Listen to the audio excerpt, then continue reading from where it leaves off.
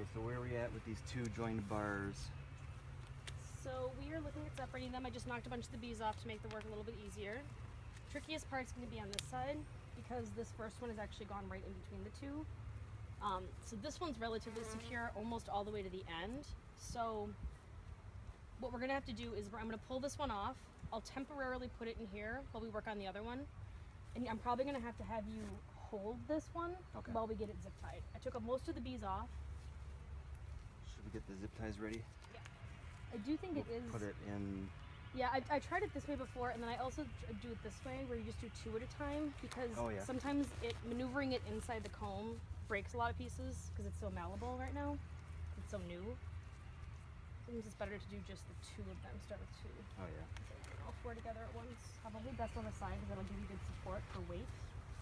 And then because it's hard to hold because it's really malleable, it's better for you to crush the comb at the edges than to smash in the inside. Okay.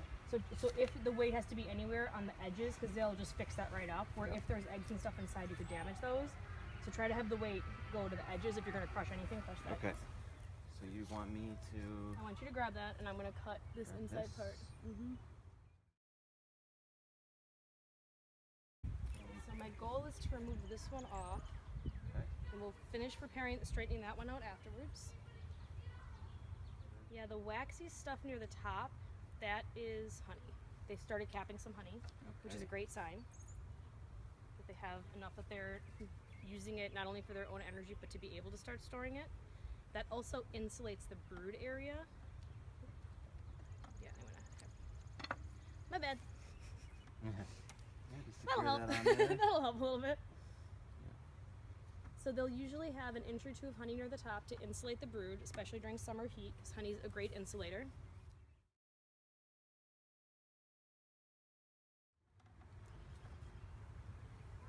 Ah! It's okay. That's gone.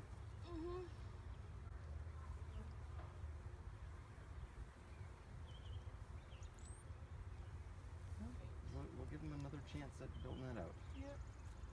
Oh, look at that. There's a larvae on my finger. You got one on you? Oh, poor little guy. Little lady. Sorry.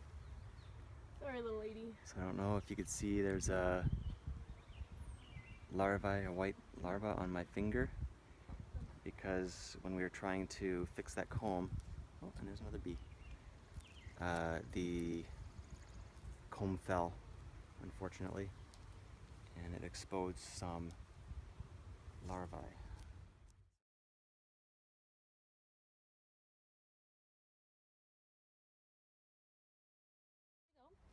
So we'll take this one off and we're going to put that one on. Do you want to take that one off so you can practice rubber bands? It's good to hold this down while you're lifting the rubber band up, just to keep that pressure on.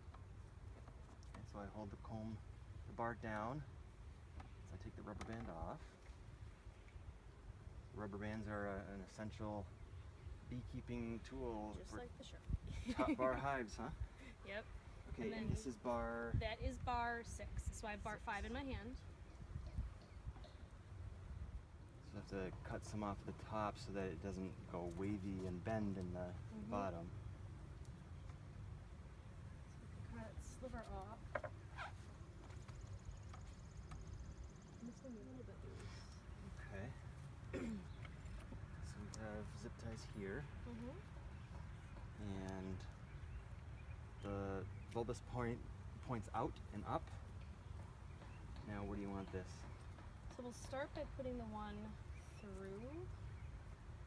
So it's good to measure, sort of you want this to be sort of right at the top. So you want to go maybe around here. Okay.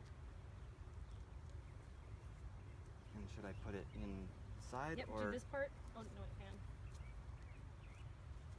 We're going like this. Okay. So put this one through here, and then as you're doing it, you're always going to slowly feed it through. So little bits at a time. So get it fairly close and then we'll...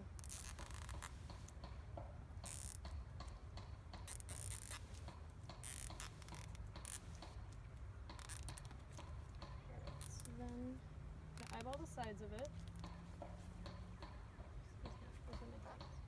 And then this one's tricky, where you want to make sure this is level at the top without cutting it too much. Right, so that's a good distance there for those two. Okay. And we'll tighten this slightly. this rest right on each side of it. And then same on this side, we'll just pull this one in a little bit further. All right. All right. A successful comb repair. Yep, and then we'll come back and that should be really easy for them to fix up. Good stuff.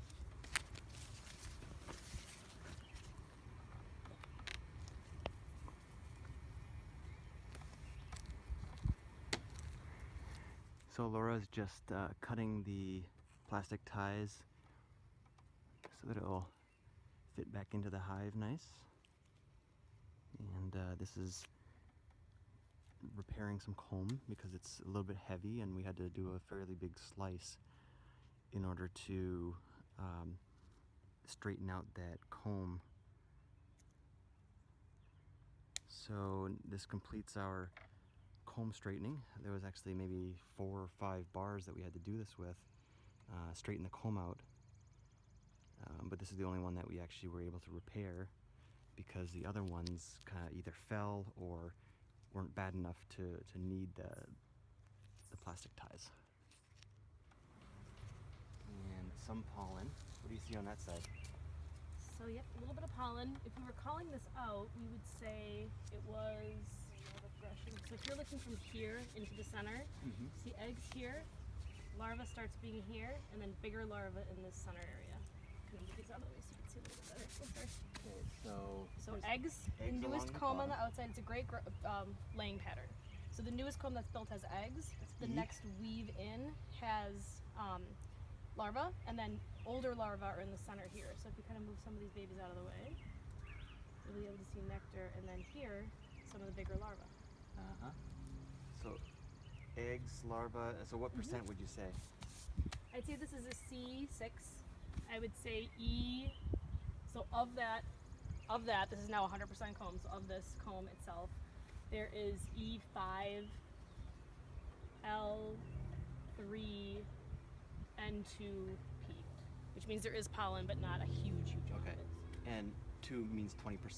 20%, yep, 20%. So of this, a good percentage, and obviously it's not an exact science, I'm not going to go through and actually count and see how many things there are, but the majority of it is eggs, the next majority is larva, then you have some nectar and pollen. Okay, and of this bar, what percent of the comb would you say is drawn out? I think it's a C6, 60%. 60% drawn out? 60%, Okay. 50 to 60. I mean, that's one of those judgment calls, you could say 50, I'd say 60. So it might come down to about here? Yeah, it's going to come wider, so here, and then finish up out here. And that's basically the entire height and width of the cradle. Cradle. Yep, the cradle's based on the way that bees would make comb in nature on a catenary curve. Got it? Try it. Want to close her up? Okay. Right there. So one good note too when you're using the zip ties is that when you get it close, you want to make sure the zip ties are completely above the level of the comb, so you can still get the comb close together. Just one at a time, or should I move multiple? You can. I would do one at a time for these because this one's going to be tricky and this one's going to be tricky. But I do often do multiples. It's a good reason to keep it compressed together when you're going through the hive. So I'm on bar 6. I'm trying to get all these. There's tons of bees in between bar 5 and bar 6. So I'm just trying to bump them out of the way here, and it's working.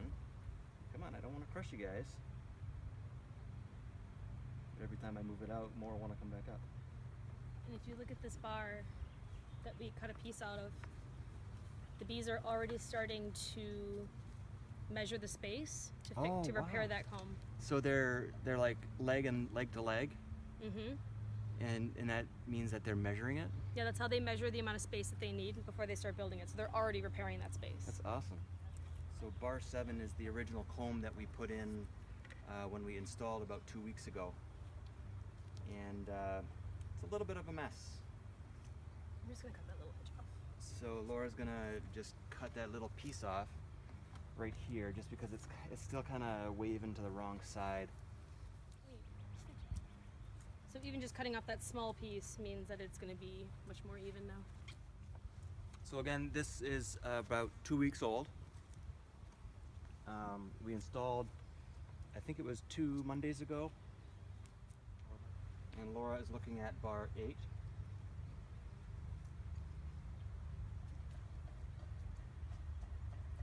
And what percentage drawn out would you say bar 8 is?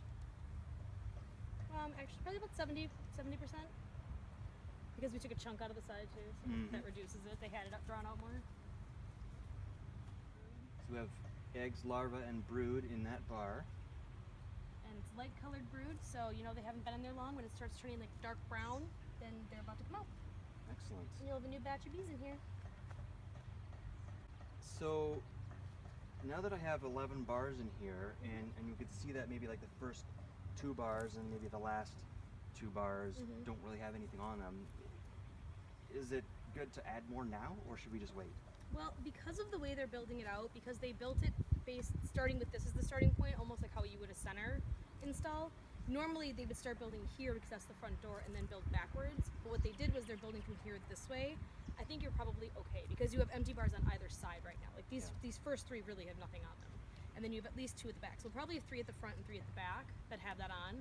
Once they get resettled in and you make sure that all these combs are straight, we're probably going to recenter it over. We could do that today. I was on the fence about it. I feel like I'd rather just let them recover from these repairs. Maybe in a day or 2 you can go in and shift all the brood closer to the door. You're always going to keep one by the front door so they can build their own front door. And then build all these ones that are built out more towards the back so they do all the new building back here. But I mean, they've by themselves arranged it as a center entrance hive. Okay. There's your queen. See a queen? I see the queen. Put her up here. I want you to find her. Okay, we see a queen here. So yeah, she's very large compared to the other bees, has a very extended abdomen. As I said, yours is the tiger stripe one, so I saw one of these yesterday. She's relatively dark but has the blonde stripes in it. So instead of being distinctly black or distinctly blonde, she's sort of a mix of the 2. So they'll try to hide her from you. And as she's moving, bees are getting out of the way. So you watch her cut a wide path on the comb. Yeah. And then there's bees that are always around her and facing her, and those are her attendants. Can you point to her right now? Yep, she's right over here.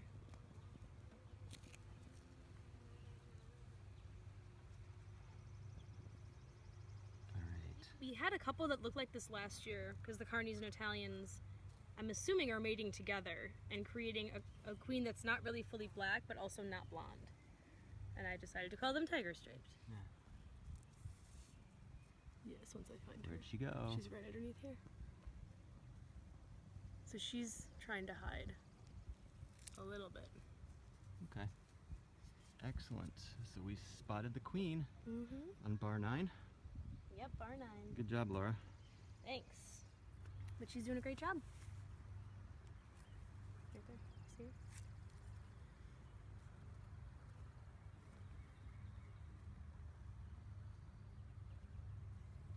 That's our queen we're looking at there, tiger striped. It's a lot darker than blonde.